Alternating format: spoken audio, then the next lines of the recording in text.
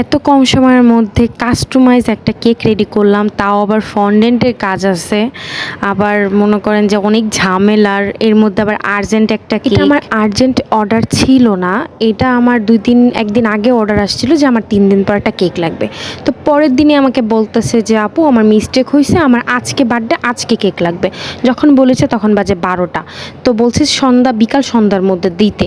তখন আমি অনেক চিন্তা ভাবনায় পড়ে গেছি যে ফন্ডেন্টের কাজ, এখানে তো আমার ফন্ডেন্টের অনেক কিছু মেক করতে হবে, অনেক ধরনের কালার মিক্স করতে হবে, আমি কিভাবে পারবো। পরে চিন্তা করলাম যে না সমস্যা নেই, যেহেতু ওনার থেকে আমি অর্ডারটা নিয়ে ফেলেছি। তো পরে আমি বললাম যে ঠিক আছে আপু সমস্যা নেই, আমি আপনাকে করে দিব, চেষ্টা করব। পরে আমি কি করলাম, কারণ আমি তো অন্য কেকের প্রিপারেশন নিচ্ছিলাম, অন্য কেকগুলি সব রেডি করেছি যেগুলি আমার ডেলিভারি ছিল।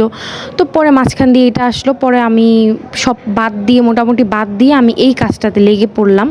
তো এটা যে রেফারেন্স পিকচার দিয়েছিল সেটা হলো নিতু বাবুর্চি পোর্টফোলিও পেজের। আমি জানি না কতটুকু পেরেছি, আমি চেষ্টা করেছি আপুর ওই কেকটার মতন সেম টু সেম করার জন্য।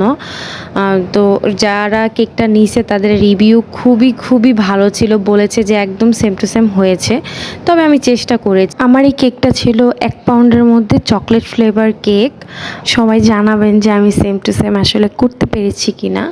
তবে আমি যথেষ্ট পরিমাণ চেষ্টা করেছি, এতটুকু সময়ের মধ্যে যতটুকু করার একদম সেম চেষ্টা করেছি। কারণ বললামই তো যে ওই দিন আমার আরও কেকের অর্ডার ছিল, দেন সবগুলো আমার ডেলিভারি করতে হয়েছে, এটাকেও আমার ডেলিভারি করতে হয়েছে। মানে আসলে ওই দিন একটু বেশি চাপ গেছিলো। তো যাক সমস্যা নেই, আল্লাহর রহমতে শেষ হয়েছে।